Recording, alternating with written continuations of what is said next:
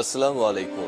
সবাইকে স্বাগত জানাচ্ছি। আমি নাসরুল ইসলাম তন্ময়। শুরুতে বিআরবি কেবল সংবাদ শিরোনাম জানিয়ে দেব এই মুহূর্তে হাতে পাওয়া সর্বশেষ গুরুত্বপূর্ণ আপডেট বাংলা সংবাদ। শুরুতেই জানাবো, অন্তর্বর্তী সরকারকে অচল ও অগণতান্ত্রিক হিসেবে চিহ্নিত করার চক্রান্ত চলছে বলে মন্তব্য করেছেন বিএনপির চেয়ারপারসনের উপদেষ্টা জয়নুল আবেদিন ফারুক। সোমবার সকালে জাতীয় প্রেস ক্লাবের সামনে এক বিক্ষোভ সমাবেশে বিএনপির নেতা এসব কথা বলেন। তিনি বলেন, রাষ্ট্রের গুরুত্বপূর্ণ বিভিন্ন পর্যায়ে বসে এখনও ষড়যন্ত্র করছে আওয়ামী লীগের দোসররা।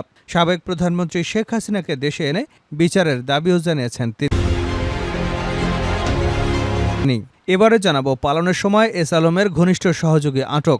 দুবাই পালানোর সময় এস আলমের ঘনিষ্ঠ সহযোগী আনসারুল আলম চৌধুরীকে আটক করা হয়েছে। তার বিরুদ্ধে ১,৪০০ কোটি টাকার ঋণ খেলাপির অভিযোগ রয়েছে।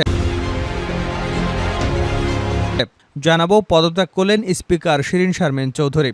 শেখ হাসিনা সরকারের পতনের ২৭ দিনের মাথায় পদত্যাগ করলেন জাতীয় সংসদের স্পিকার শিরীন শারমিন চৌধুরী। সোমবার রাষ্ট্রপতি মোহাম্মদ শাহাবুদ্দিনের কাছে তিনি পদত্যাগপত্র জমা দিয়েছেন বলে বঙ্গভবন সূত্র নিশ্চিত করেছে। এদিকে বাংলাদেশের সঙ্গে সম্পর্ক বাড়াতে পাকিস্তানের নতুন উদ্যোগ। বাংলাদেশের সঙ্গে পুনরায় সম্পর্ক জোরদারের জন্য একটি কৌশলগত নথি বা স্ট্র্যাটেজিক পেপার তৈরি করেছে পাকিস্তান। দেশটির সংবাদ মাধ্যম ট্রিবিউন এক্সপ্রেসের এক প্রতিবেদন থেকে এ তথ্য জানা যায়। প্রতিবেদনে বলা হয়েছে, ঢাকায় দায়িত্ব পালন করা রাষ্ট্রদূতসহ একাধিক কূটনৈতিক এই স্ট্র্যাটেজি পেপার তৈরি করেছে। সেখানে বাংলাদেশের রাজনৈতিক পট পরিবর্তনের পর বাংলাদেশের সঙ্গে সম্পর্ক জোরদারের একটি রোডম্যাপ তৈরি করেছেন কূটনৈতিকরা। এবারে থাকছে এস আলমের গাড়িতে ওঠা নিয়ে যা বললেন বিএনপি নেতা সালাউদ্দিন। আলোচিত এস আলমের গাড়িতে উঠে সংবর্ধনা নেওয়ায় সমালোচনার মুখে পড়েন বিএনপির স্থায়ী কমিটির সদস্য ও সাবেক যোগাযোগ প্রতিমন্ত্রী সালাউদ্দিন আহমেদ। তবে তিনি এ বিষয়ে জানান, গাড়িটি কার এবং কোথাকার তা তিনি জানতেন না। এ বিষয়ে জেলা বিএনপি নেতাকর্মীরা জানতেন। সোমবার রাজধানীর গুলশানের নিজ বাসভবনে সাংবাদিকদের তিনি এসব কথা বলেন। এবং সর্বশেষ জানাবো আন্তর্জাতিক সংবাদ। নরেন্দ্র মোদীর পদত্যাগের দাবিতে উত্তাল মহারাষ্ট্র। সামনেই মহারাষ্ট্রের নির্বাচন। তার আগে মাত্র কয়েক মাস আগে সিন্ধুদুর্গে নবনির্মিত শিবাজির মূর্তি ভেঙে পড়ার ঘটনায় ফুঁসে উঠেছে রাজ্যের বিরোধী দলীয় জোট। যদিও এ ঘটনায় ক্ষমা চেয়েছেন খোদ প্রধানমন্ত্রী নরেন্দ্র মোদী, কিন্তু তাতেও কমেনি অশান্তির আঁচ। রাজ্য জুড়ে চলছে প্রতিবাদ, উঠেছে মোদী সরকারের পদত্যাগের দাবি। খবর ইন্ডিয়ান এক্সপ্রেসের। এতক্ষণ শিরোনাম শুনছিলেন, এবার বিস্তারিত। প্রিয় দর্শক, আপনি যদি এই চ্যানেলে নতুন হয়ে থাকেন, ভিডিওটি দেখতে দেখতে চ্যানেলটি সাবস্ক্রাইব করে আমাদের সঙ্গে থাকুন। আর এই ভিডিও সম্পর্কে আপনি আপনার মূল্যবান মতামতটি কমেন্ট বক্সে জানিয়ে দিন। আর হ্যাঁ প্রিয় দর্শক, জানিয়ে দিন ভিডিওটি কোথা থেকে দেখছেন। অন্তর্বর্তী সরকারকে অচল হিসেবে চিহ্নিত করবার চক্রান্ত চলছে। অন্তর্বর্তী সরকারকে অচল এবং অগণতান্ত্রিক হিসেবে চিহ্নিত করার চক্রান্ত চলছে বলে মন্তব্য করেছেন বিএনপির চেয়ারপারসনের উপদেষ্টা জয়নুল আবেদিন ফারুক। সোমবার সকালে জাতীয় প্রেস ক্লাবের সামনে এক বিক্ষোভ সমাবেশে বিএনপির এই নেতা এসব কথা বলেন। তিনি বলেন, রাষ্ট্রের গুরুত্বপূর্ণ বিভিন্ন পর্যায়ে বসে এখনও ষড়যন্ত্র করছে আওয়ামী দোসররা। সাবেক প্রধানমন্ত্রী শেখ হাসিনাকে দেশে এনে বিচারের দাবিও জানিয়েছেন তিনি। এ সময় ফারুক বলেন, রাষ্ট্র সংস্কারে আপত্তি নেই, তবে অন্তর্বর্তী সরকারকে নির্বাচনের রোডম্যাপ দিতে হবে। আওয়ামী লীগ যেন আবার রাষ্ট্রকে ধ্বংস করতে না পারে। আওয়ামী লীগের প্রতিটি নেতাকর্মীর কাছে সর্বাধুনিক অস্ত্র রয়েছে। যৌথ বাহিনীর অভিযানে এসব অস্ত্র উদ্ধারের আহ্বানও জানান বিএনপির এই নেতা। এদিকে সকালে নয়াপল্টনে বন্যা দুর্গতদের মাঝে জাতীয়তাবাদী প্রচার দলের ত্রাণ বিতরণ কর্মসূচি উদ্বোধন করেন বিএনপির সিনিয়র যুগ্ম মহাসচিব অ্যাডভোকেট রুহুল কবির রিজভী। পালানোর সময় এস আলমের ঘনিষ্ঠ সহযোগী আটক। দুবাই পালানোর সময় এস আলমের ঘনিষ্ঠ সহযোগী আনসারুল আলম চৌধুরীকে আটক করা হয়েছে। তার বিরুদ্ধে ১,৪০০ কোটি টাকা ঋণ খেলাপির অভিযোগ রয়েছে। সোমবার সকালে চট্টগ্রাম শাহ আমানত বিমানবন্দর থেকে তাকে আটক করা হয়। জানা যায়, সকালে দুবাই যাবার উদ্দেশ্যে চট্টগ্রাম শাহ আমানত বিমানবন্দরে আসেন আনসারুল আলম। ইসলামী ব্যাংক থেকে ১,৪০০ কোটি টাকা ঋণ নিয়ে পরিশোধ না করার অভিযোগ থাকায় ইমিগ্রেশন পুলিশ তার বিদেশ যাওয়া আটকে দেয়। পরবর্তীতে তাকে পুলিশের কাছে হস্তান্তর করা হয়। আনসারুল আলম চৌধুরী বহুল আলোচিত এস আলম গ্রুপের ঘনিষ্ঠ সহযোগী হিসেবে পরিচিত। তার গ্রামের বাড়ি উত্তর চট্টগ্রামের রাউজানে। সূত্র জানায়, সিভিল এভিয়েশন এবং বিমানবন্দরের বিভিন্ন গোয়েন্দা সংস্থার রাজনৈতিক তালিকাভুক্ত ছিলেন আনসারুল আলম। পদত্যাগ করলেন স্পিকার শিরীন শারমিন চৌধুরী। শেখ হাসিনার সরকারের পতনের ২৭ দিনের মাথায় পদত্যাগ করলেন জাতীয় সংসদের স্পিকার শিরীন শারমিন চৌধুরী। সোমবার রাষ্ট্রপতি মোহাম্মদ শাহাবুদ্দিন চুপ্পুর কাছে তিনি পদত্যাগপত্র জমা দিয়েছেন বলে বঙ্গভবন সূত্র নিশ্চিত করেছে। ছাত্র জনতার অভ্যুত্থানের মুখে গত ৫ আগস্ট শেখ হাসিনা প্রধানমন্ত্রীর পদ থেকে পদত্যাগ করে দেশ ছাড়েন।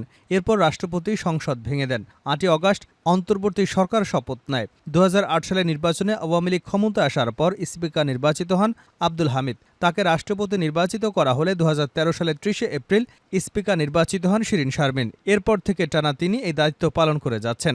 গত ৭ জানুয়ারি বিএনপিবিহীন নির্বাচনে আওয়ামী লীগ জয়ী হয়ে সরকার গঠনের পর শিরীন শারমিন চৌধুরীকে আবারও স্পিকার নির্বাচিত করা হয়।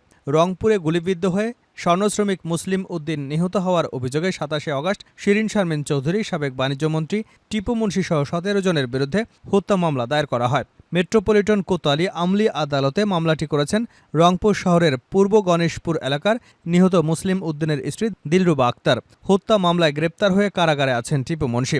শিরীন শারমিন চৌধুরী রংপুর ৬ আসন থেকে নির্বাচিত হয়ে সংসদ সদস্য হয়েছিলেন।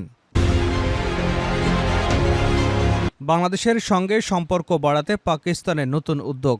বাংলাদেশের সঙ্গে পুনরায় সম্পর্ক জোরদারের জন্য একটি কৌশলগত নথি বা স্ট্র্যাটেজিক পেপার তৈরি করেছে পাকিস্তান। দেশটির সংবাদ মাধ্যম ট্রিবিউন এক্সপ্রেসের এক প্রতিবেদন থেকে এ তথ্য জানা গেছে। প্রতিবেদনে বলা হয়েছে, ঢাকায় দায়িত্ব পালন করা রাষ্ট্রদূতসহ একাধিক কূটনৈতিক এই স্ট্র্যাটেজিক পেপার তৈরি করেছে, যেখানে বাংলাদেশের রাজনৈতিক পট পরিবর্তনের পর বাংলাদেশের সঙ্গে সম্পর্ক জোরদারের একটি রোডম্যাপ তৈরি করেছেন কূটনৈতিকরা।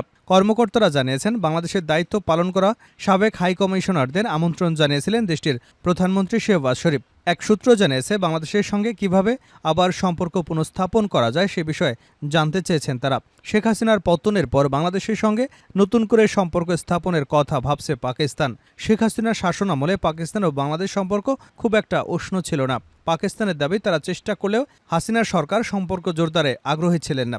এখন সম্পর্ক কিভাবে জোরদার করা যায় সে বিষয়ে একটি কৌশলগত নথি শেহবাজ শরীফের কাছে দেওয়া হয়েছে। সেখানে পাকিস্তান সরকার ধীরে ধীরে সম্পর্ক উন্নয়নের কথা বলা হয়েছে। কোনো রাজনৈতিক পক্ষ না নিয়ে বাংলাদেশের সাধারণ জনগণের সঙ্গে গভীর সম্পর্ক করার ব্যাপারে গুরুত্ব দেওয়া হয়েছে। এছাড়া বাংলাদেশের কোনো অভ্যন্তরীণ ইস্যুতে হস্তক্ষেপ না করার পরামর্শ দেওয়া হয়েছে। পাকিস্তানের অবসরপ্রাপ্ত এক কূটনৈতিক বলেন, হাসিনাকে প্যাট্রোনাইজ করার মূল্য দিতে হয়েছে ভারতকে। বাংলাদেশের জনগণ ক্ষুব্ধ হওয়ার অন্যতম কারণ ছিল হাসিনাকে তারা ভারতের পুতুল মনে করত। বাঙালিরা স্বাধীন চেতা, তারা এমন আচরণ কখনো গ্রহণ করবে না। স্ট্র্যাটেজি পেপারে আরও বলা হয়েছে, পাকিস্তানে বাংলা বলতে পারেন এমন কূটনৈতিক রয়েছে, তাদের ঢাকায় হাই কমিশনার হিসেবে পাঠানো যেতে পারে। তাদের অনেকেই অবসরে গেছেন, তারপরও তাদের নিয়োগ দেওয়া সম্ভব। ওই কূটনৈতিক বলেন, আমাদের ঢাকাকে গুরুত্ব দেওয়া উচিত, সেখানে যোগ্য কূটনৈতিক পাঠানো দরকার। শেষ করছে আন্তর্জাতিক সংবাদ দিয়ে। মোদির পদত্যাগের দাবিতে উত্তাল মহারাষ্ট্র। সামনেই মহারাষ্ট্রে নির্বাচন, তার আগে মাত্র কয়েক মাস আগে সিন্ধুদুর্গে নবনির্মিত শিবাজী মূর্তির ভেঙে পড়ার ঘটনায় ফুঁসে উঠেছে রাজ্যের বিরোধী জোট। যদিও এই ঘটনায় ক্ষমা চেয়েছেন খোদ প্রধানমন্ত্রী নরেন্দ্র মোদী, কিন্তু তাতেও কমেনি অশান্তির আঁচ। রাজ্য জুড়ে চলছে প্রতিবাদ, উঠেছে মোদী সরকারের পদত্যাগের দাবি। খবর ইন্ডিয়ান এক্সপ্রেস বাংলার। ছত্রপতি শিবাজীর মূর্তি ভেঙে পড়ার প্রতিবাদে মোদীকে হুঙ্কার ছুড়লেন উদ্বুদ্ধ ঠকরে। সিন্ধুদুর্গে শিবাজীর মূর্তির পতনকে মোদী সরকারের পতন হিসেবেই দেখছে বিরোধীরা। শিবাজীর মূর্তি ভেঙে পড়ার প্রতিবাদে বিরোধী দলগুলি গেটওয়ে অফ ইন্ডিয়ার দিকে মিছিল করবার সময় প্রাক্তন মুখ্যমন্ত্রী এবং শিবসেনা নেতা উদ্ধব ঠকরে সরকারকে মনে করিয়ে দিয়েছিলেন যে মহারাষ্ট্রের জনগণ তাদের কখনই ক্ষমা করবে না। উদ্ধব ঠকরে বলেছেন, আমরা এখানে জড়ো হয়েছি এই দুর্নীতিগ্রস্ত সরকারকে ভারত থেকে উৎখাত করবার জন্যে। বিক্ষোভ নিয়ে কি বলছে বিজেপি? আসন্ন বিধানসভা নির্বাচনকে সামনে রেখে এ ধরনের প্রতিবাদ রাজনৈতিকভাবে উদ্দেশ্য প্রণোদিত বলে অভিহিত করেছে রাজ্য বিজেপির মুখপাত্র কেশব উপাধ্যায়। মাত্র ৮ মাস আগেই প্রধানমন্ত্রী নরেন্দ্র মোদী যে মূর্তিটি উন্মোচন করেছিলেন, সেই মূর্তিকে কেন্দ্র করেই শুরু হয়েছে মহারাষ্ট্রের রাজনৈতিক কোন্দল। শুক্রবার প্রধানমন্ত্রী মোদী নিজে শিবাজী মূর্তি ভেঙে পড়ার ঘটনায় ক্ষমা চাওয়ার পর কংগ্রেসে বলেছে, প্রধানমন্ত্রী যেহেতু ভুল স্বীকার করেছেন, তাই মহারাষ্ট্র সরকারের পদত্যাগ করবার সময় এসেছে। মহারাষ্ট্রের সিন্ধুদুর্গে ছত্রপতি শিবাজী মহারাজের মূর্তি পতনের ঘটনায় রাজনৈতিক উত্তাপ তুঙ্গে গেছে। বিরোধীরা ক্রমাগত মোদী এবং বিজেপিকে কোণঠাসা করছে। এই প্রেক্ষাপটে শিবসেনা সাংসদ সঞ্জয় রাউত মুম্বাই মিডিয়ার সাথে কথা বলার সময় মোদী সরকারকে নিশানা করেছেন। তিনি দাবি করেছেন, মহারাষ্ট্রের উপমুখ্যমন্ত্রী দেবেন্দ্র ফডনবিস সবকিছুর মাস্টারমাইন্ড। গোটা দেশ এবং প্রধানমন্ত্রী নরেন্দ্র মোদী এটা জানে, তাই তাকে ক্ষমা চাইতে হয়েছে। কিন্তু প্রশ্ন হলো, শুধু ক্ষমা চাওয়ার মাধ্যমেই কি বিষয়টি সমাধান হবে? এই প্রশ্ন তুলেছেন অনেকেই। সঞ্জয় রাউত আরও বলেন, মাত্র 7 মাসের মধ্যে ছত্রপতি শিবাজী মহারাজের মূর্তি ভেঙে পড়ল। তাই আমাদেরকে চুপ থাকা উচিত। আমরা আজ শিবাজী মহারাজের সম্মানের প্রতিবাদ করতে যাচ্ছি। রাউত বলেন, দেবেন্দ্র ফডণবীশ মহারাষ্ট্রের খলনায়ক। ছত্রপতি শিবাজী মহারাজের মূর্তি ভেঙে পড়ার ঘটনায় এমবির প্রতিবাদের প্রতিক্রিয়ায় মহারাষ্ট্রের উপমুখ্যমন্ত্রী দেবেন্দ্র ফডণবীশ বলেছেন যে আজ যে আন্দোলন হচ্ছে তা সম্পূর্ণ রাজনৈতিক আন্দোলন এবং তা কখনো ছত্রপতি শিবাজী মহারাজাকে সম্মান করেননি। লালকেল্লা থেকে নেহেরু এবং ইন্দিরা গান্ধীর একটি ভাষণেও ছত্রপতি শিবাজী মহারাজের কথা উল্লেখ করেনি। পণ্ডিত নেহেরু তার ডিসকভারি অফ ইন্ডিয়া বইতে ছত্রপতি মহারাজকে অপমান করেছেন। কংগ্রেস ও মহাবিকাশ আঘাড়ি তার জন্য ক্ষমা চাইবে? কি বলছেন মোদি? মূর্তি ভেঙে পড়ায় মোদি বলেছেন, ছত্রপতি শিবাজী মহারাজ শুধু একটা নাম নয়, তিনি শুধু রাজা নন, তিনি আমাদের ঈশ্বর। আমি তার পায়ে মাথা ঠেকিয়ে ক্ষমা প্রার্থনা করতে চাই। যারা ছত্রপতি শিবাজী মহারাজাকে অরাধ্য বলে মনে করেন তাদের কাছেও আমি মাথা নত করে ক্ষমা চাইছি। তাদের ভাবাবেগ কতটা আহত হয়েছে সেটা আমি বুঝি।